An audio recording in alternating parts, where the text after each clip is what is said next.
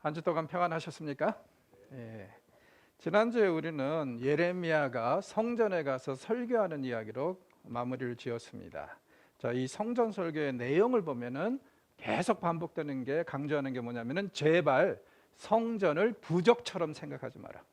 무슨 뜻이냐면은 너희들이 무슨 짓을 하고도 이 성전에 와서 예배드리고 헌금하고 기도하면은 모든 것이 해결되는 그런 착각 속에 빠지지 말라는 것이죠. 왜? 성전은 이렇게 액땜이나 하는 곳이 아니라 하나님의 거처지이시고 사람이 하나님을 만날 수 있는 유일한 공간이었기 때문에 그 공간을 오염시키지 말라는 그런 권면이었습니다. 자, 신약에서도 예수님이 성전 앞에서 장사하는 사람들의 판을 엎으시면서 뭐라고 그랬어요? 내 아버지의 집은 기도하는 집이지 이따위 장사하는 집이 아니다. 우리 곰곰이 생각해 봐야 될 것은 뭐냐면은 내가 과연 왜 신앙생활을 하는가? 왜 하나님과 예수님을 섬기고 사랑하고자 하는가? 그 부분에 대해서 좀 생각해 볼 이슈가 있는 것 같아요. 혹시 내가 하나님을 이용해서 예수님을 이용해서 뭔가 얻으려고 신앙생활을 한다면은 그것도 잘못됐다는 거죠. 하나님과 예수님, 성령님, 삼위일체 하나님은요, 우리가 이용해 먹을 수 있는 수단이 아니라 사실은 우리가 경배하고 예배해야 될 주인이시죠. 그러므로 어떠한 경우에라도 이런 식으로 하나님을 이용하려고 드리는 경우는 안 좋은 것 같습니다. 제가 우리 한국교회 행태를 볼 때 제일 위험한 게 사실은 성령을 이용해 먹으려 하는 사람들이 너무 많은 것 같아요. 일명 성령 세미나나 성령 집회 같은 데 가면은 어때요? 결국에는 본질적으로 따져보면은 성령을 이용해서 내가 무엇을 얻을 수 있는가? 어떻게 우리가 어떤 기도로 어떤 마음으로 성령을 조작할 수 있는가? 이런 것들을 이렇게 이 영적인 비밀인 것처럼 그렇게 막 말을 해야 되는데 아니요, 여러분. 성경을 다시 보십시오. 성령은 우리의 예배의 대상이지 절대로 우리가 이용해 먹을 만한 그런 수단이 아닙니다. 성령이 우리의 삶에 어떤 은총을 내려주시고 안 내려주시고는 성령의 고유 권한이지 우리가 이러라 저러라 그리고 심지어는 조작할 수 있는 방법이 있는 것도 아닙니다. 그러니 이런 세미나나 이런 집회에 속지 마십시오. 우리는 끊임없이 하나님을 아무런 조건 없이 예배하고 경배해야 합니다. 그리고 나면 하나님이 알아서 복을 주시든지 마시든지 그건 하나님의 고유 권한이고 이건 우리가 쉽게 말해서 신학적인 용어로 하나님의 주권에 속한 이슈라는 거죠. 그 점을 염두에 두시고 보시면 좋겠습니다. 자, 예레미야는 성전에 가서 이렇게 강력한 경고를 했습니다. 너희들 정신 차리지 않으면 옛적에 실로에 있었던 성막처럼 그 꼴 날 것이다. 자, 그러면은 이스라엘 사람들이요 성전에 가서 이렇게 하나님을 악용하고 이용하려고 들었다면은 집에서는 그들의 영성이 어떠했을까요? 자, 16절부터 20절은요 일종의 냉소적인 혹은 어두운 휴머입니다. 이스라엘의 죄를요 굉장히 뭐라 그럴까? 어떤 냉소적인 혹은 어두운 그림으로 아주 맹렬하게 비난을 하고 있어요. 이미지는 이렇습니다. 성전에 가서 여호와께 예배를 드린다 이것까지는 좋은데 집에서는 딴짓을 해요. 얼마나 하나님께서 이 일에 대해서 분노하셨는지 뭐라 그러시냐면 선지자한테 이 백성을 위하여 기도하지 마라 그래요. 나중에 이 말씀이 또 나옵니다. 원래 선지자들은 하나님의 백성을 위해서 기도해야 되죠. 마치 목회자들이 또 지도자들이 끊임없이 성도들을 위해서 기도하는 것처럼. 그런데 하나님이 얼마나 분노하셨는지 게다가 이 백성을 심판하시려고 작정을 하셨는지 아예 뭐라 그러냐면 예레미야야 기도하지 마라. 왜 하나님이 기도하지 말라 그럴까요? 성경을 보면은 하나님이 의인의 기도는 들어주신다 그러잖아요. 그러니 지금 하나님께서 이 백성을 심판하시려고 결정했는데 이런 상황에서 예레미야가 용서해 달라고 기도하면은 좀 힘들다 이거죠. 자, 그런데 여러분 이 하나님의 말씀을 우리가 100% 믿어야 돼요? 아니면은 무시하고 기도해야 돼요. 그렇죠? 표면적으로는 이렇게 말씀하시지만 그러나 하나님은 선지자가 기도하기를 바라고 우리도 성도들을 위해서 끊임없이 기도하라는 것이 성경의 가르침입니다. 그래서 여기서는 지금 너무 욱한 그 감정 때문에 하나님이 이렇게 말씀하시지만은 속으로는 그래도 너 기도해. 아마 이런 마음으로 이 말씀을 주시는 것 같습니다. 하나님은 단호하게 말씀하시죠. 기도하지 마라. 왜? 내가 네 기도 안 들어줄 거니까. 기도를 들어주시고 안 들어주시고는 하나님 마음이지만 그러나 기도하는 것은 우리의 특권입니다. 그래서 끊임없이 기도해야 됩니다. 자, 17절부터 묘사되는 그림이 아주 굉장히 아름답게 화합을 하는 행복한 가정입니다. 내용을 보십시오.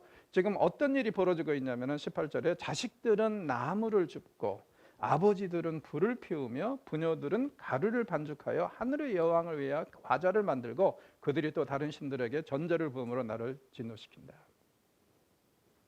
얼마나 화목한 가정이에요. 아이들은 밖에 나가서 땔감을 주워옵니다. 아버지는 그 주워온 땔감을 가지고 불을 지펴요. 그리고 엄마들은 어떻게 해요? 그 불에다가 구울 음식을, 빵을 준비해요. 자, 문제는 뭐냐면 이게 가족을 위한 것도 아니고 하나님을 위한 것도 아니고 무엇을 위한 것? 하늘의 여왕을 위한 것. 다시 말해서 뭡니까? 우상 숭배에 완전히 하나 된 가정. 이게 왜 냉소적인 유머인지 이해가 가시죠? 만약에 이스라엘 백성들이 이렇게 하나님을 섬겼다면, 사랑했다면, 온 가족이 하나 돼가지고 하나님을 섬겼다면 얼마나 좋았을까?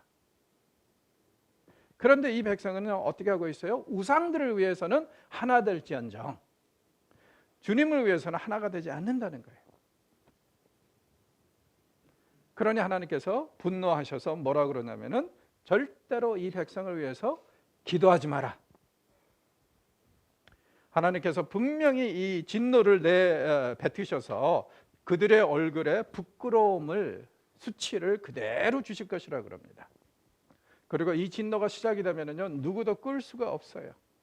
무슨 뜻이냐면은 우상 숭배자들만 벌을 받는 게 아니라 우상들도 다 태워버릴 거라고 그럽니다. 그러니까 하나님이 심판하시는 날 우상들도 다 태워져요. 자, 하늘의 여신이 어떤 건가? 하늘의 여신, 성경에서 이렇게 표현이 되지만은요, 성경 밖에서는 혹시 이슈타르라는 말을 들어보셨습니까? 혹은 이슈타르? 이렇게 알려진 여신입니다. 날개가 있는, 그래서 하늘을 날아다니는 그런 여신이라고 생각이 돼서 이제 하늘의 여신이라고 그렇게 불리기도 합니다. 자, 21절에서 22절은 좀 특이한 말씀하세요. 내가 너희들에게 출애굽 이후로 번제를, 제물을 요구한 적이 있느냐? 이게 무슨 뜻이죠? 사실은 이스라엘이 출애굽할 때부터 이미 하나님께 예물을 드렸잖아요. 그런데 선지자가 그렇다면 이 말씀을 통해서 그동안에 이스라엘이 제물을 안 드렸다는 겁니까? 그건 아니에요.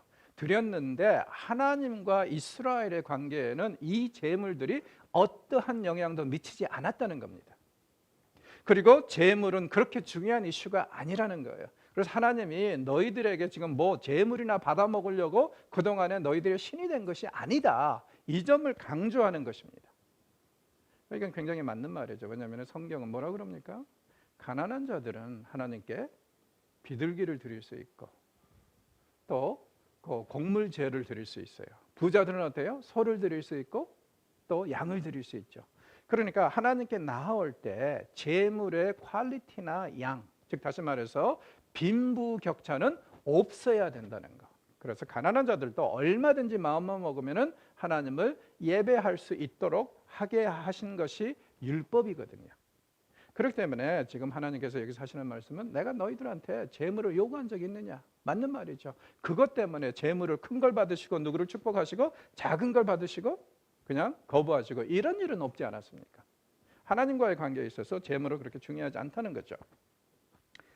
자, 23절에서 28절은 대신 내가 너희들에게 요구한 굉장히 중요한 것은 뭐냐면은 순종이었다는 거죠. 순종, 복종. 그래서 여기 보면은 순종하다 혹은 들으라. 자, 히브리어에는요, 듣는다는 것, 이것은 곧바로 순종한다는 의미를 포함하고 있습니다. 그래서 여기서 들으라 하는 것은 순종까지 연결이 되는 건데, 문제는 뭐냐면은 24절, 26절, 27절, 28절에 보면은 네 번이나 강조하는 게 뭐냐면은 이스라엘은 듣지 않았다. 자, 4라는 숫자는 만수죠. 통째성을 상징하는 숫자입니다. 이스라엘이 정말 하나님을 끝까지 부정하고 그 말씀에 순종하지 않았다는 것을. 그러니까 여기서도 우리는 하나님의 그 신음을 들을 수 있어야 돼요.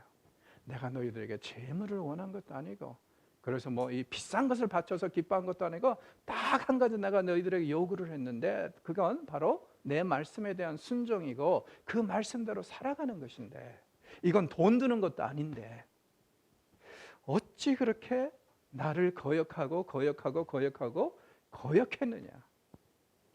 탄식소리입니다. 그리고 하나님은요, 25절을 보니까 이들의 이 불순종을 어떻게든지 해결해 보시려고 선지자들을 계속 보내셨습니다. 그런데 이스라엘은 듣지 않습니다. 선지자들은요, 하나님의 마지막 최후 보루입니다. 직접 하나님의 음성을 들려주는 사람들로서 이 사람들의 말을 듣지 않고 계속 반역한다면 그 백성에게는 소망이 없습니다. 왜요? 율법서를 통해서, 문서를 통해서 주신 말씀도 안 듣는데, 이제는 아예 육성으로 들려주는데도 안 듣는다 이거예요. 그러니 내가 이 백성을 어찌 심판하지 않겠느냐.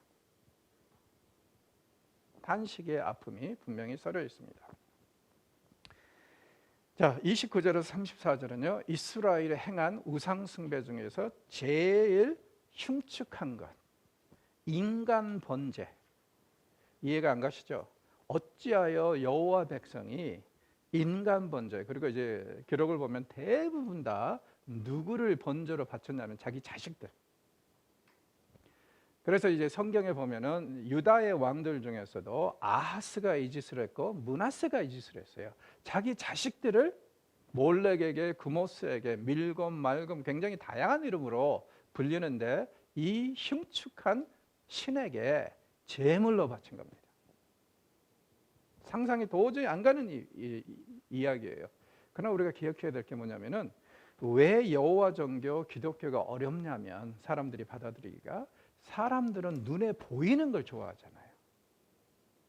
그래서 힘들고 어려울 때는 어떤 이미지나 어떤 형상 앞에서 기도하는 것이 훨씬 더 도움이 된다고 생각을 하고 위로가 돼요. 왜냐하면 가시적인 것을 접하면은 그만큼 편안하거든요. 문제는 뭐냐면은 성경에 보니까 하나님은 어떤 분이시다? 영이시니까 보이지 않는다. 형체가 없다. 너희들이 온 하늘에서 혹은 가장 낮은 땅의 그 사이에 있는 어떤 것으로도 하나님의 형상을 만들어서는 안 된다. 이런 명령을 내리시니까 아무것도 보이지 않는 하나님을 섬기는 게 쉬운 일입니까? 결코 쉽지 않죠. 그래서 이제 자꾸 우상에 빠지는 그런 이유도 있었습니다. 자, 하나님은 이렇게 이제 시작합니다. 너의 머리털을 베어버리고 벗은 산 위에 통곡할지어다. 무슨 뜻이죠? 자, 우상 숭배 예식 중에 상당 부분은요, 머리를 미는 경우들이 막 나와요. 그래서 이제 고린도 전서에도 보면 바울이 고린도에 있는 성도들에게, 특히 여자들에게는 어떻게 하라고요? 머리를 밀었으면 그걸 덮으라고 그러죠. 머리가 다 자랄 때까지. 왜? 그거 아니다. 그건 우상 숭배의 상징이기 때문에.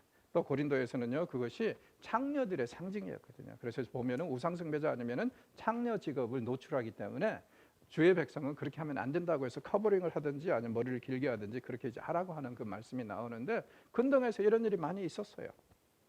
그리고 이제 벗은 산에서 통곡한다. 무슨 뜻입니까? 민둥산에서 제단 쌓아놓고 그런 데 가서 통곡하는 거. 그런 거 그 말하는 거예요. 여호와께서 그 노하신 바 이 세대를 끊으셨습니다. 절망적이죠?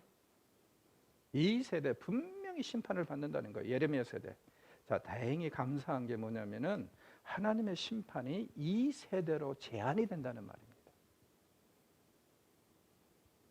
그러니까 미래 세대에는 아직도 신락 같은 희망이 남아있다는 얘기입니다. 자, 그러면서요 30절에서 31절을 보면 이스라엘이 어떻게 흰놈의 아들 골짜기에서 자식을 번제로 바쳤는가를 회고하고 있습니다. 자, 흰놈의 아들 골짜기, 잠시 이제 위치를 보여드릴게요. 근데 이건 뭐냐면은 사실은 예루살렘에서 나오는 모든 쓰레기를 태우는 것입니다. 그리고 버리는 것이에요.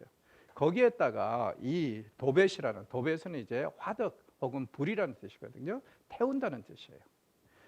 이 도벳의 제단을 올려놓고 거기에서 자식들을 살라 바친 겁니다.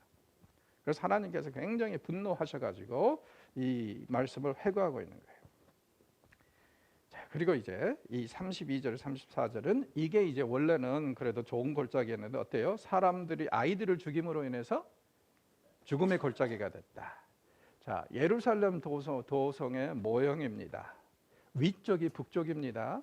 그래서 이제 이렇게 볼 때는 이 흰놈 골짜기가 어디에 있냐면 예루살렘 성 남서쪽에 있습니다. 예루살렘 성은요 남쪽에서는 좁은 길로 들어갈 수 있고 나머지는 삼면이 깎아지른 듯한 절벽이었거든요. 그러니까 성벽 위에서 쓰레기를 이렇게 버리는 그 장소입니다. 그곳에서 이 흉측한 신을 숭배한 거예요. 제단을 차려놓고. 그래서 이제 이 신에게 자기 자식들을 불살라 바치는 일이 이스라엘 안에서도, 그것도 왕들까지 했다는 일은 상당히 충격적이라고 얘기할 수밖에 없습니다.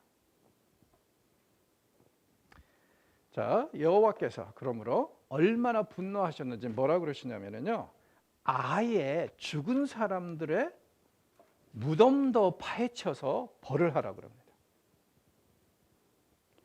고대 사람들도 우리나라 사람들만큼이나 죽음을 신성하게 여겼습니다. 그래서 우리나라에서 예를 들어서 남의 그 무덤에 불을 지르면 이것은 민사가 아니라 형사죠. 그런 것처럼 그 사람들은요 죽은 사람들을 어떻게 해서든지 안 건드려야 되고 그대로 죽음의 앞에서는 사람이 경건해져야 되고 그걸 신성하게 여겨줘야 된다고 생각을 했어요. 자, 그런데 하나님이 얼마나 화가 나셨냐면 어떻게 해요? 이 우상 숭배자들이 오래전에 죽었단 말이에요. 묻혔어요. 꺼내라. 뼈다귀 꺼내가지고 벌을 하라. 아모스서는 뭐라고까지 얘기를 하냐면은 이 사람들이요, 이미 오래 죽은 사람들을요 자신들의 분노를 달래기 위해서 꺼내가지고 뼈를 갈아서 회치를 하는 사람들을 하나님이 심판하는 얘기가 나와요. 그러니까 죽음은 함부로 건드는 것이 아닌데 얼마나 하나님이 화가 났는지 아예 이런 것들을 다 제거하라. 그러니 이 얘기를 선지자에게 듣고 나면은요 백성들이 얼마나 두려웠을까. 아, 진짜 하나님의 심판 무섭다. 그런데 문제는 뭐예요? 그때뿐이에요. 안 돌아와요. 이 사람들의 제일 큰 특징은 뭐냐면은 물고기 기억력을 가지고 있습니다. 3초면 다 끝나요. 그래서 다시 죄를 짓습니다. 결국에는 이제 하나님 이렇게 말씀하십니다. 유다는 치유가 불가능하다. 그러니 심판밖에 없지 않느냐. 그리고 이 섹션에서는요 북쪽에서 침략자가 와서 너희들을 제거할 것이라고 분명히 말씀하십니다. 그리고 이제 유다의 그 사형 집행은요 이 외국군의 침략으로 인해서 빚어질 것이고 또한 너희들도 그 나라로 끌려갈 것이라고 그래요. 그리고 이 섹션에는 이제 장송곡, 애가라는 거 있죠. 사람이 죽었을 때 장례 예식에서 부르는 그런 노래가 여러 번 나옵니다. 자, 유다가 저지른 죄를 이 섹션에서는요 4절에서 7절을 보면은요 비상식적인 죄라고 얘기합니다. 상식 밖의 짓들 하고 있다 이거예요. 자, 4절 보십시오. 사람이 엎드려지면 어찌 일어나지 아니하겠으며 사람이 떠나갔으면 어찌 돌아오지 않겠느냐. 이것은 자연의 이치죠. 엎드려지면 일어나야 되고 떠나면은 집을 떠났으면 돌아와야 되죠. 자, 그런데 이스라엘은 하나님께 떠나가지고 도대체 돌아올지를 못한다 이거예요. 그러니까 이건 상식 밖의 짓을 하고 있고 더 놀라운 것은 뭐냐면은 돌아오지 못하는 게 아니라 돌아오기를 거부하고 있다. 자, 그러면은 하나님보다 더 좋은 안식처를, 더 좋은 처소를 찾았으면 그것도 이해가 가죠. 그런데 그들이 찾은 건 뭐예요? 돌덩어리고 나무덩어리, 우상밖에 없어요. 그런데도 안 돌아와요. 그래서 이제 5절에서 6절은요, 이 이스라엘의 모습을, 반역하는 이스라엘의 모습을 참으로 어이없다고, 어이없는 것으로 묘사를 합니다. 마치 전쟁으로 달려가는 그런 군마처럼 지금 잘못된 질주를 하고 있다 이거예요. 자, 그리고 이제 7절에서는요, 유다의 반역은 또 자연의 이치를 저버린 거라고 합니다. 하늘을 나는 새들도 때를 압니다. 나르면은 또 멈춰야 될 때도, 자야 될 때도 이런 때를 알겠죠. 근데 이스라엘은 하나님의 율법을 알지 못한다고 합니다. 이게 얼마나 충격적이에요. 유다는요, 자신들만이 하나님께서 율법을 주셨다고 자부했던 사람들입니다. 그런데 하나님 뭐라 그러시냐면은 그들은 율법을 알지 못한다. 이사야서 1장에서는 아주 굉장히 재밌게 표현을 하고 있죠. 야, 이 토라의 토자도 모르는 인간들아. 요즘 말로 하면 니들이 토라 맛을 알아? 전혀. 그러니까 완전한 영적 교만에 빠져 있는 사람들한테 일침을 가하는 그런 경고라고 말할 수 있습니다. 자, 이렇게요, 이스라엘은 상식 밖의 짓을 하고 있고 더 나아가서 자연의 이치도 저버린 행위를 하고 있다. 저는 그렇습니다. 요즘은 왜 교회가 그렇게 욕을 먹고 기독교가 한통속으로 욕을 먹냐면은 사람들이 생각을 안 하는 것 같아요, 크리스천들이. 저는 그렇습니다. 뭐냐면은요, 우리는 성경을 잘 보면은요, 우리가 이성적으로, 논리적으로, 상식적으로 신앙생활만 해도 욕 먹을 필요가 없다는 거예요. 98, 9%는 신앙생활에서 상식입니다. 그리고 나머지 1, 2%가 하나님의 특별한 개입이라고 저는 생각을 해요. 왜냐하면 상식도 하나님께서 주신 선물이기 때문에. 그런데 우리는 가만히 보면은요, 믿음이란 이름 하에 상식을 초월하는 게 아니라 상식 밖의 짓들을 해요. 그래서 교회가 아주 단체로 욕을 먹고 이런 일이 벌어지고 있는데, 이 섹션에서 우리가 배워야 될 것은 그건 것 같습니다. 제발 여러분, 특별한 경우가 아니면은 우리 상식 밖의 짓들을 믿음이라고 포장하지 맙시다. 그건 아닙니다. 제발 상식적으로 좀 살았으면 좋겠습니다. 그러다가 가끔가다 하나님이 그 상식을 초월하라고 할 때 그때 한 번씩 초월하셔야지, 상식 밖의 짓을 하면서 그것이 초월이라고 하면 안 된다는 거죠. 그렇죠? 자, 그리고 이스라엘의 전반적인 사회의 가장 큰 문제는 뭐냐면은 그들의 지적인 영적인 교만입니다. 원래 성경이 율법을 주신 이유는 뭐냐면은 그들이 이 율법을 지침으로 삼아서 살게 하기 위해서 한 거 아닙니까?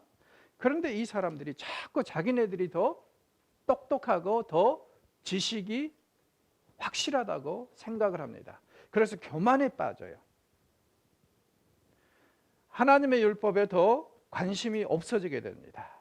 그래서 서기관의 거짓의 부식, 거짓을 말하고 있고요. 지혜롭다 하는 자들은 정말 부끄러운 짓을 하고 있다는 거예요.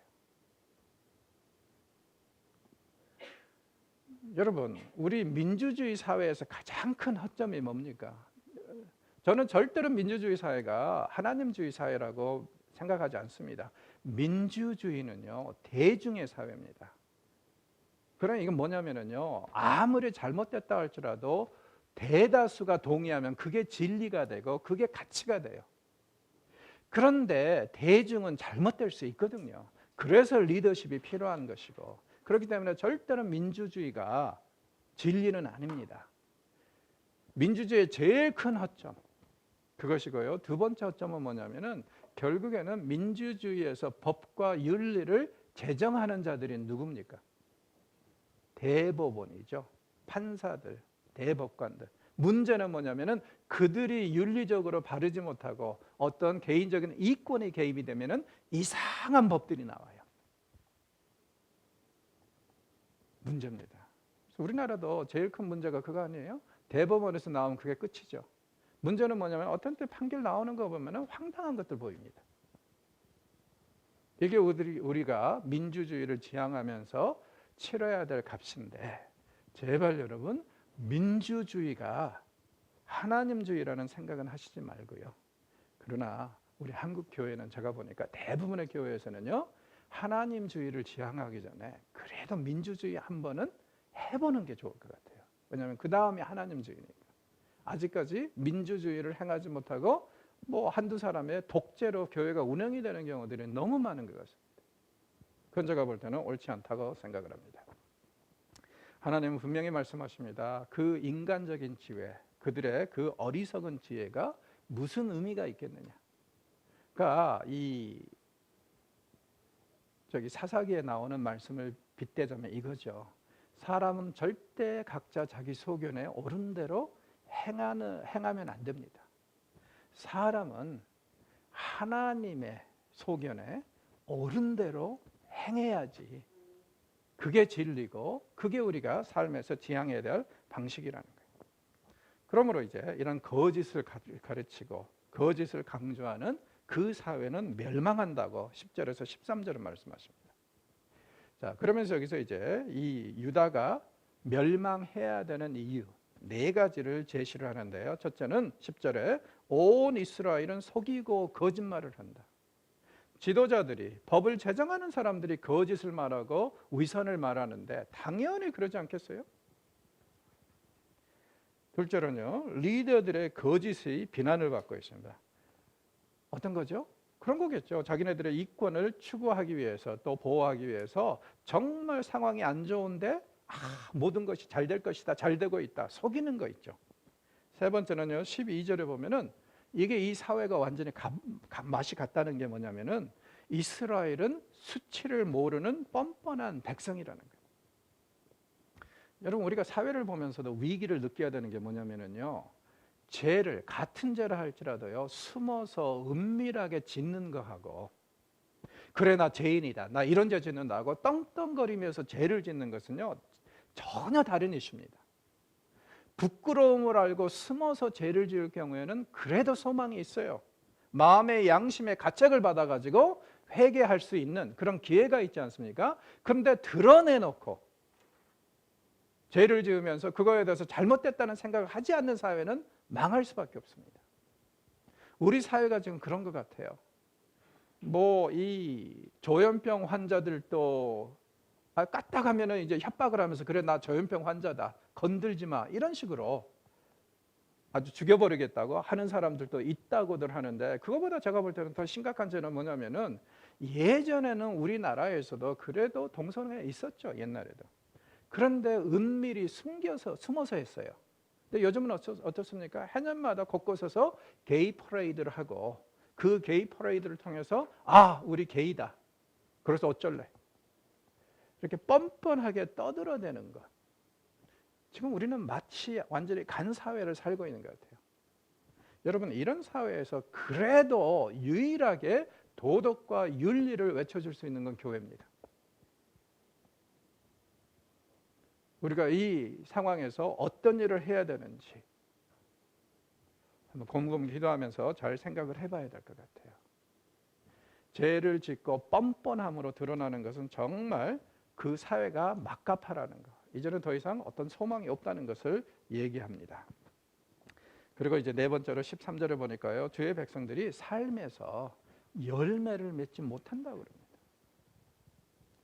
우리가 하나님의 말씀을 묵상하고 배우고 하는 이유가 뭐예요? 삶에서 그것을 드러내기 위해서. 저는 종종 이제 큐티 하는 기관들이나 큐티 거의 매달 2달에 한 번씩 나오는데 그런 기관에 가서 이제 강의를 많이 해주는데, 그 사람들 전문가들 얘기 들어보면은요, 한국의 큐티 인구가 100만이 훨씬 넘는다고 그래요. 그리고 큐티 교재들이 아직도 제일 잘 팔리는 기독교 서적입니다.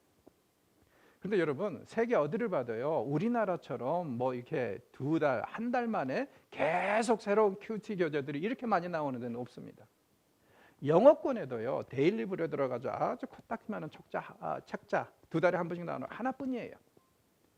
그래서 사람들이 거의 사보지도 않아요. 서양에서는 큐티 교재를 어떤 식으로 쓰냐면은 뭐 이렇게 My utmost for his highest, 나의 최고봉이신 하나님, 뭐 그런 비슷한 말로 번역이 된 거 있죠. 오스월드 챔버스 같은 사람들. 그렇게 1년 내내 쓰고 다시 활용할 수 있는 그런 것들을 써요. 대부분 그렇습니다. 자, 그런데 그래서 이제 큐티 문화가 별로 그렇게 발전이 안 돼 있는데 우리나라처럼 큐티 문화가 발전이 된 나라가 없습니다. 100만 명이 넘는다고 그러니까 매일 큐티하는 사람이. 저는 그때마다 그래요. 그래서 어쩌라고. 만약에 정말 우리 성도들이 제대로 큐티하고 정말 자신들이 배운 큐티를 통해서 배운 그 진리를 삶에서 적용하고 그것으로 몸부림을 친다면 우리 한국교회가 이 모양 이 꼴은 안 됐을 거라는 거예요. 결국에는 나는 큐티한다, 이거 드러내기 위해서 성경 묵상하는 거고 그것하고 나의 삶이 전혀 상관이 없다면 여러분 차라리 큐티 안 하는 게 낫습니다. 그런 거 아닌가요? 왜? 여기서도 지금 비난을 받는 게 뭡니까? 너희들이 아는 대로만 실천하고 행동하면 괜찮겠는데 너희들은 삶에서 아는 것에 대해서 전혀 열매를 맺지 못하고 있다는 거예요. 하나님의 이 안타까운 심정에 대해서 우리가 좀 많이 고민해야 할 것 같아요. 여러분, 기독교는요 어떤 추상적인 종교가 아닙니다. 실천하는 종교고 우리가 배운 것을 우리의 삶에서 드러내는 종교가 돼야 됩니다. 단순히 머리에 담아두면 절대 안 됩니다. 묵상이라는 것이 아마 그것 때문에 그런 거예요. 머릿속에 들어놓는 것처럼 생각을 하는데 아니요. 한 걸음 더 나아가야 돼요. 묵상한 결과가, 그러니까 이제 문제는 이건 것 같아요. 여기서 여기까지 30cm밖에 안 되죠. 머리에서 아는 것 그리고 가슴으로 끌어내리는 것, 삶으로 30cm밖에 안 되는데 문제는 뭐냐면은 이 30cm가 세상에서 제일 먼 길인 것 같아요. 종종 저는 그런 생각을 해봅니다.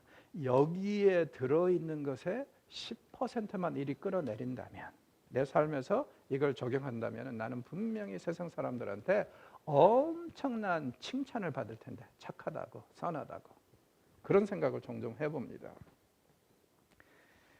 자, 결국에는 이 모든 일이 왜 이렇게 됐어요? 지도자들의 무능과 현실 왜곡 그리고 진리 왜곡에서 빚어졌다는 겁니다. 그들이 똑바로 가르쳤다면, 그들이 똑바로 진리가 무엇인지를 제대로 설명을 했더라면, 그리고 이 말씀이라는 것은 우리의 삶에서 열매로 드러나야 된다는 것을 제대로 가르쳤더라면 이런 일은 없었을 것이라는 그런 안타까움을 말하고 있습니다. 자, 14절에서 17절은요 이 선지자의 이런 메시지를 듣고 절망하는 이스라엘의 모습을 묘사하고 있습니다. 이 사람들이 가만히 들어보니까 어때요? 이제는 소망이 없는 것 같아요. 사회가 썩을 대로 썩어가지고. 그래서 이제 생각이 있는 사람들은 그나마 어떻게 합니까? 차라리 경관 성읍으로 들어가서 죽음을 기다리죠. 이 사회가 소망이 없다면, 그렇다면은 차라리 뭐 어떻게 대항하려고 저항하려고 하지 말고 그냥 자포자기하고 죽자. 이것도 사실 옳지는 않죠. 그러나 이 지금 선지자가 사역하던 시대가 얼마나 절망적인지를 잘 보여주는 그런 이 묘사법이라고 생각할 수 있습니다. 자, 16절에서 17절은요. 그럼에도 불구하고 절대 피할 수 없는 재앙에 대해서 말씀을 하시는데 비유는 뭐냐면은 전속력으로 달려오는 말 그리고 제어할 수 없는 독사 이미지로 그리고 있습니다. 이하고 비슷한 말이 아모스서 5장 19절에 나옵니다. 거기는 굉장히 유머가 있어요. 뭐가 있냐면 사람이 딱 길을 가는데 사자가 확 뛰어들어요. 그래서 어떻게 합니까? 그 사자에게 도망을 가기 위해서 최선을 해서 겨우 막 뛰어가서 도망을 갔어요. 그랬더니 숨을 돌리려고 하는 순간에 쫙 보니까 뭐가 있어요? 곰이 있어. 그래서 또 곰한테 안 잡혀 먹으려고 죽으라고 뛰었어요. 죽으라고 뛰어가지고 와서 드디어 집으로 돌아와가지고 이제 그동안에 너무 많이 뛰어서 어떻습니까? 숨이 헐떡거려져요. 그래서 벽에 딱 기대고 이러고 있는데 그 손을 뱀이 물더라. 그러니까 하나님의 심판은 절대로 피할 수 없다는 거. 예전에 그런 유머가 있었죠. 어떤 사람이 쓰레기차를 피하기 위해서 최선을 다했는데 결국에는 똥차에 치여 죽었다. 그렇죠? 세상에서 제일 재수 없는 그런 이제 사고라고 그랬었는데 하나님의 심판, 지금 이스라엘에게 임한 하나님의 심판은 절대로 피할 수 없다는 것을 이렇게 이제 표현하고 있습니다. 자, 그런데 이런 심판을 실행하시는 하나님은 어떤 마음으로 심판하실까요? 즐겁고 기쁜 마음은 아니겠죠. 사실은 굉장히 힘들어 하십니다, 하나님이. 자, 이 8장 18절에서 9장 3절에 보면 이제 애가가 쑥 나오는데, 여기에 보면은 하나님과 선지자의 아픔이 너무나도 잘 묘사되어 있기 때문에 우리는 이 섹션을 뭐라 그러냐면은 예레미야 선지자를 눈물의 선지자로 만든 섹션이라고 합니다. 이 섹션을 보면은 예레미야도 울고 하나님도 통곡하시는 이야기가 계속 나옵니다. 그래서 이 섹션에서 우리는 하나님의 비록 심판은 행하시지만, 법대로 행하시지만, 그 이 심판하시는 하나님이 얼마나 아파하고 괴로워하시는지를 조금은 좀 헤아려 봤으면 좋겠습니다. 이런 것을 우리는 그 다모의 그 유명한 표현으로 말할 수도 있겠죠. 아프냐? 나도 아프다. 그렇죠? 그렇게 표현을 할 수도 있겠는데, 정말 하나님은 절대로 주의 백성을 심판하시는 것을 즐기시는 분이 아니라는 겁니다. 자, 보겠습니다. 슬프다, 나의 근심이야. 어떻게 위로를 받을 수 있을까? 내 마음이 병들었도다. 무엇 때문에요? 무엇 때문에 아프건 무엇 때문에 마치 병자처럼 그렇게 하나님이 통곡하시고 선지자가 안타까워합니까? 19절 보십시오. 딸 내 백성의 심히 먼 땅에서 부르짖는 소리입니다. 앞으로 이 백성이 심판을 받아서 다 죽을 사람 죽고 멀리 끌려갈 사람도 끌려가서 먼 곳에서, 먼 나라에서 그들이 아프다고 소리 지를 것을 생각하니까 마음이 너무너무 아프다는 거예요. 그들이 이제 울면서 하는 얘기가, 여호와께서 시온에 계시지 아니한가? 그 왕이 그 가운데 계시지 아니한가? 왜 우리를 이렇게 버리셨단 말인가? 이런 통곡 소리에 울음지을 때 하나님은 그 통곡 소리를 들으면서 너무 마음이 아프시고, 하나님이 무능해서 구원할 수 없는 건 아닙니다. 하나님이 정말 말 그대로 이 백성이 앞으로 더 잘 되기를 위해서 그들의 아픔과 신음소리를 지켜봐야 돼요. 그런데 그 지켜보는 마음이 찢어집니다. 비슷한 유형이 그건 것 같습니다. 여러분, 자녀들을 키울 때, 어렸을 때요, 뭐 태어나서 1, 2년 사이에 맞춰야 될 주사들도 많지 않습니까? 그래서 엄마만 이 완전히 믿고 의지한 아이를 병원에 데려가 가지고 의사한테 주사를 놓으라고 했을 때 그 아이는 어때요? 그 아픔 때문에 간지러지게 울면서 엄마를 째려보죠. 엄마가 어찌 이럴 수 있냐고 나한테. 그때 그 엄마의 심정이 어떻습니까? 아주 찢어지죠. 아이는 배신당한 느낌에 아픔에 울지만, 엄마는요, 자기가 충분히 도와줄 수 있는데도 아이가 이 과정을 지나야만이 건강하고 병에 안 걸리는 걸 알기 때문에, 꼭 지나가는 과정이라는 것을 알기 때문에 말리지 못하는 그 아픔, 오히려 의사에게, 이 아이에게 아픔을 주라고 하는 그 제스처를 한 그 아픔, 아마 상상을 해보십시오. 하나님이 그런 심정에 몇백 배겠죠. 주의 백성을 정말 서로 용서하고 화해하면 얼마나 좋습니까? 그냥 벌 안 받도록 하고. 그런데 그렇게 해서 해결될 문제가 아니거든요. 죄값을 일단 치르고 난 다음에 다시 돌아와서 그들을 사랑해 주실 겁니다. 그런데 그 과정이 너무나도 아픈 거예요. 그래서 21절 또 나오죠. 내 딸 백성이 상하였으므로 나도 상하여 슬퍼하며 놀라움에 잡혔다. 그런 여러분, 어떻게 해서든 우리가 죄를 안 지었으면 좋겠어요. 죄 지으면은 벌 받는 우리도 아프지만 벌을 내려야 하시는 하나님의 마음도 찢어집니다. 그래서 죄는 최단으로 안 짓는 게 좋습니다. 이스라엘의 병이 얼마나 심한지 사실은요, 그 당시에 가장 약으로 유명했던 것도 소용이 없다고 그럽니다. 길르앗에는 유향이 있지 아니한가? 그곳에는 의사가 있지 아니한가? 그 약도 치료가 안 되기지만은요, 이스라엘의 가장 큰 문제는 뭐냐면은 자꾸 주변을 멀리하고 멀리 본다 이거죠. 아시리아를 바라보고 바벨론을 바라보고 이렇다는 거예요. 해결하려고. 사실은 길르앗을 바라봐도 조금은 가능성이 있는데. 자, 그리고 이제 하나님이 내 백성이 치료받지 못하기 때문에 9장 1절 보십시오. 어찌하면 내 머리를 물이 되고 내 눈은 눈물의 근원이 될까.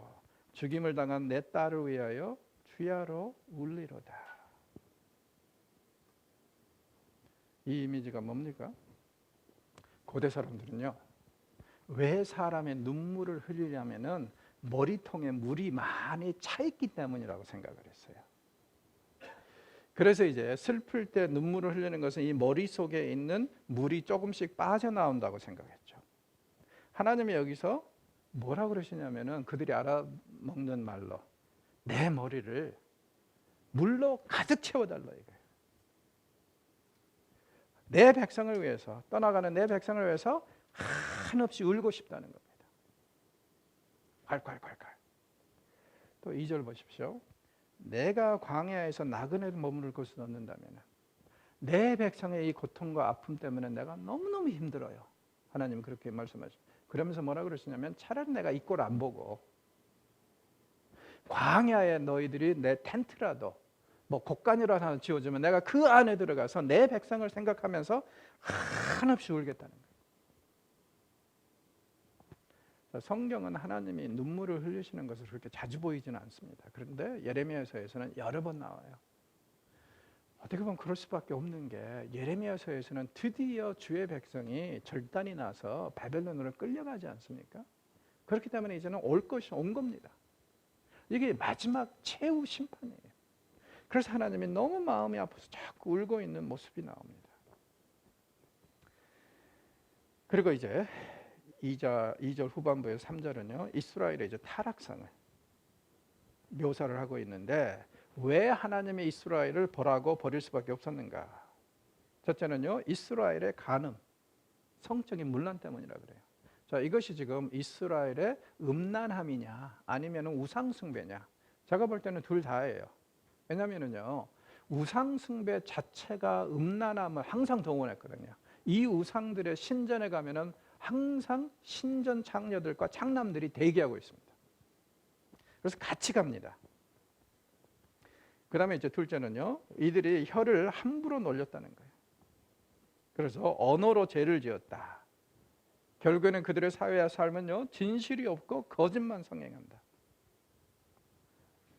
그래서 이 사람들이 벌을 받아야 된다고 분명히 얘기를 하고 있습니다. 자, 그런데 이제 이 모든 문제의 근원이 뭡니까? 왜 그들이 성적으로 문란하고 우상을 숭배하고 더 나아가서 언어로 온갖 죄를 지어요? 3절 마지막 부분을 보십시오. 그들이 나를 알지 못하기 때문에. 자, 제가 그런 얘기를 했었죠. 선지자들은 자꾸 무지가, 무식이, 알지 못하는 것이 죄의 근원이라고 하는 거.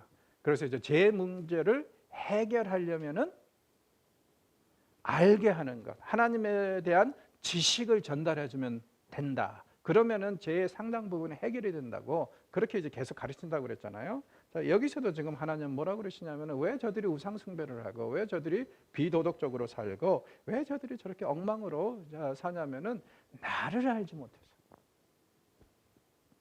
자, 그렇다면은요, 이 말씀을 뒤집어 말하면은 우리가 언제 하나님을 안다고 할 수 있을까요? 경건하고 거룩하게 도덕적으로 살 때, 우상 숭배 안 할 때, 그때 비로소 내 삶에서 이런 것들이 열매로 드러날 때 비로소 우리는 하나님을 안다고 할 수 있습니다. 왜요? 그때는 여기에 있는 것 상당 부분이 일이 내려와 있을 것이기 때문에 그렇습니다. 자, 9장 4절에서 26절은요, 이렇게 신뢰를 상실한 사회에 대해서 냉정한 비판이, 그리고 그 사회에 대한 애가가 나옵니다. 그래서 이제 하나하나 이제 죄들이 언급이 되는데, 먼저 이스라엘 사회는 어디까지 타락을 했는가? 속고 속이는 사회가 되어버리다는 거예요. 너희는 각기 이웃을 조심하며 어떤 형제든지 믿지 말라. 형제마다 완전히 속이며 이웃마다 다니며 비방하리라. 여러분, 이런 사회에 살고 싶지 않죠? 우리 조상들이 참 지혜로워요. 그래서 이런 말을 남겼죠. 세상에 믿을 놈 하나도 없다. 네. 이스라엘 사회가 그렇다는 거예요. 심지어는 가장 가까운 사람들마저도 속이는 자들이고, 그러니 의심하라. 이런 사회에서 살려면 진짜 힘들 것 같아요. 그래서 사실 우리가 지금 사는 사회가 상당 부분 이렇지 않습니까? 이제는 더 이상 서로를 못 믿어요.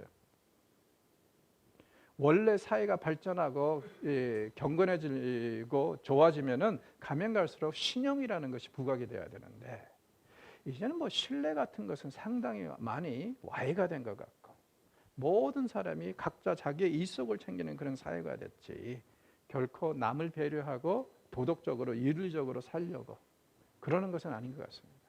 자, 그래서 예수님도 크리스천은 달라야 된다 해서 어떻게 살아야 되는가요? 빛과 소금이 되라. 사회에.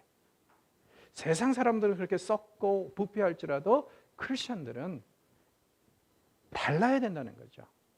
그것으로 이제 그렇게 강조를 했는데, 온 사회가 다 썩었다. 세상에 믿을 사람이 하나도 없다. 그러면서도 6절을 보니까 문제가 뭐냐면은 하나님을 알기를 거부한다 이거예요. 하나님 말씀을 싫어하고. 그러니까 사람이 배울 기가 있으면은 잘못된 것을 회개할 수 있죠. 배우면 되니까. 그런데 이스라엘의 문제는 뭐냐면은 진짜 서로를 속고 속이는데 정작 배울 생각은 없어요. 그게 문제입니다. 역시 오늘날 우리 사회를 보면서 이게 그렇게 멀지는 않은 것 같습니다. 요즘에 온갖 가짜 뉴스와 이런 것들을 통해서 정말 이게 말인지 말방구인지 구분이 안 될 정도로 이상한, 그럼 이걸 뭐라 그래야 되나? 사이비 진리? 이런 것들이 너무 많이 돌아다니잖아요. 사람들을 속이죠. 근데 이 사람들의 이런 가짜 뉴스를 만들어내는 사람들을 보면 어떻습니까? 양심 없어요. 진리도 없습니다. 그 사람들은 새로 진리가 무엇인지에 대해서 배울 생각도 없어요. 그러니 굉장히 혼탁해지는 사회가 될 수밖에 없죠. 만약에 하나님을 경외하고 하나님을 안다면은 그렇게 의도적으로 가짜 뉴스를 만들어 가지고 사람들을 현혹하지는 않겠죠. 우리 사회도 이런 사회에서 그렇게 멀지는 않다는 거, 그걸 기억하셔야 됩니다. 자, 그러므로 결국에는 하나님의 이 사회를 심판을 하시는데, 심판의 방법이 연단이라고 그럽니다. 녹이고 연단하리라. 이미지가 뭐죠? 화덕입니다. 용광로입니다. 그래서 심판 자체는 뜨거운 불이니까 힘들고 어렵지만, 그러나 어때요? 결과물은 좋을 겁니다.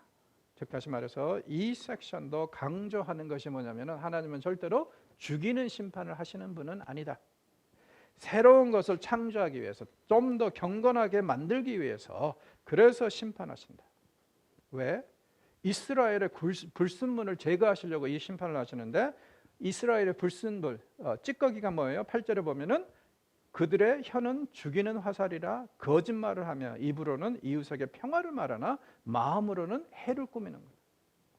바로 이게 이스라엘이 안고 있는 찌꺼기이자 불순물이기 때문에 하나님은 이 용광로 비유, 연단을 통해서 이 제 문제를 이렇게 해결해 주시겠다는 거예요. 자, 그럼에도 불구하고 이번에도 역시 되돌아와서 하나님의 감정과 선지자의 감정이 제대로 표현이 됩니다. 보십시오. 내가 산들을 위하여 울며 부르짖으며 광야 목장을 위하여 슬퍼하리니. 우시는 하나님의 모습이 다시 묘사되고 있습니다. 산들을 위하여 울며 부르짖으시겠다고 그러고요. 목장을 위하여 슬퍼하시겠다. 무엇 때문에 슬퍼하시는지 10절 중반부터 나오죠. 하나님이 사랑하는 예루살렘과 유다가 어떻게 됐어요? 그들의 땅이 완전히 불에 탔습니다. 황폐해졌습니다. 그래서 더 이상 사람이 살만한 것도 못 되고 짐승들이 살만한 것도 못 됩니다. 완전히 폐허가 되었어요. 그래서 하나님께서 이 땅의 모습을 보면서 울고 괴로워하신다고 말씀하십니다. 선지자들이 끊임없이 강조하는 게 뭐라고요? 그 땅의 백성들이, 거주하는 사람들이 벌을 받고 심판을 받으면 그 땅도 벌을 받고 심판을 받아야 한다. 그래서 주의 백성들이 심판을 받으니까 그들이 사는 땅도 지금 황폐해지고 있다는 것을 이렇게 표현하고 있습니다. 자, 선지자는요, 이렇게 많은 것을 말씀하셨어요. 심판은 피할 수 없다. 비록 심판이 궁극적으로 너희들을 깨끗하게 하기는 하지만 그래도 심판은 아픈 거니까 빨리 회개하고 돌아오라. 근데 사람들이 말을 듣습니까? 안 듣습니까? 안 들어요. 그래서 12절을 보면은 지혜가 있어서 이 일을 깨달을 만한 자는 누구며 여호와의 입의 말씀을 받아서 선포할 자가 누구인가? 없어요. 선지자 외에는. 여러분 기억하십시오. 어느 세대에든지 하나님의 음성을 전하는 자들은 소수입니다. 마이너리티예요. 주류는 아닙니다. 어느 사회에서든지 항상 보면 주류는요, 거짓 선지자들이에요. 이게 사실은 이 목회자로서, 교수로서 제가 안고 있는 제일 큰 문제이기도 합니다. 양심적인 문제. 뭐냐면은요, 구약의 이 선지자들의 삶과 그들의 사역을 보면은요, 항상 광야에서 외치는 소리였거든요. 그런데 저는 이제 기성신학교에서 제도권 안에서 존재하는 그런 신학교에서 신학을 가르친답시고 강의를 하고 있단 말이에요. 그러니까는 항상 고민이 되는 게 그거예요. 구약의 선지자들, 참 선지자들 보면 항상 제도권 밖에서 광야의 음성을 들려줬는데 나는 지금 제도권 안에서 혹시 양심을 팔아먹으면서 엉뚱한 소리를 내고 있지는 않나. 전 나름대로 어찌됐건 제가 아는 성경적인 지식과 하나님의 인도하심에 따라서 제도권 안에서 바른 소리를 바른 말씀으로 가르치려고 노력은 하지만 항상 그런 것이 한쪽에서는 심적인 부담으로 되고 있어요. 왜? 선지자들은 항상 제도권 밖에서 광야의 외침으로 울림을 주었기 때문에. 그런 상황을 감안한다면은 제도권 안에서 내가 지금 제대로 하고 있나, 이런 이제 경각심이 항상 있는 거죠. 저는 믿습니다. 제가 제대로 하고 있다는 거. 여러분들도 믿으시죠? 예. 제대로 하고 있다는 건 믿는데 가끔가다 그런 이제 이 자기 성찰 이슈가 와요. 자, 13절에 보면은요, 하나님이 이스라엘을 심판하시는 이유를 이제 말씀을 하시는데 5가지로 말씀하십니다. 13절에서 16절. 이스라엘이 저지른 죄 5가지. 율법을 버렸어요. 첫째. 그다음 둘째, 하나님의 목소리에 순종하지 않았습니다. 셋째, 말씀대로 살지 않았습니다. 넷째, 완악함을 따라서 살았습니다. 자기 마음대로 살았다는 거죠. 그 다음에 절정이 뭐냐면 바알을 따랐다는 거예요. 이게 항상 그런 것 같아요. 어디서 문제가 시작이 돼요? 하나님의 말씀을 버릴 때. 계속 가다 보면 어디까지 갑니까? 우상숭배까지. 그래서 우리는 정말 하나님의 말씀 주변에 머물러야 합니다. 하나님의 말씀 주변을 떠나는 순간부터 우리는 이제 알아야 됩니다. 뭘 알아야 되냐면 우리가 회개하지 않고 계속 그 길을 가다 보면 어느 순간에는 우리도 바알을 따르고 있을 것이다. 그렇게 갈 수밖에 없어요. 영적인 타락은. 자, 그러므로 하나님이 이렇게 5가지로 이스라엘의 죄를 지적하신 것처럼 그들에게 내리시는 벌도 15절에서 16절 보니까 5가지입니다. 쓴 쑥을 먹인다. 그 당시 사람들이 알았던 가장 쓴 맛입니다. 쑥을 갈아가지고 이 즙을 따낸 거예요. 독을 탄 물을 마시게 한다. 셋째, 이방 나라들에게 흩어버릴 것이다. 넷째, 칼을 보낼 것이다. 무슨 뜻입니까? 많은 사람들이 전쟁을 통해서 죽을 거라는 거죠. 그 다음에 제일 어려운 게 이거죠. 이 모든 일을 통해서 완전히 이스라엘을 끝장낼 것이다. 더 이상 이제 뭐 기다려주고 그런 거 없다는 거예요. 그래서 쓴쑥을 먹이고 쓴맛을, 그 다음에 독을 탄 물을 마셔야 될 것이고, 이방에 흩으실 것이고, 칼을 보내실 것이고, 완전히 끝장내버릴 것이다. 무섭죠? 하나님 심판이 이렇습니다. 물론 하나님은요 분명히 심판 후에 우리를 회복하실 거예요. 그러나 이런 이제 아픔과 고통은 우리가 피할 수 있습니다. 어떻게 해요? 죄를 짓지 않으면, 심판을 안 받으면 돼요. 그러니 오늘도 경건하고 거룩하게 우리가 살려고 노력해야 될 것 같습니다. 그러면 하나님한테 이런 심판을 쉽게 말해서 쓴맛을 볼 필요가 없죠. 자, 오늘은 여기서 마무리하겠습니다. 감사합니다.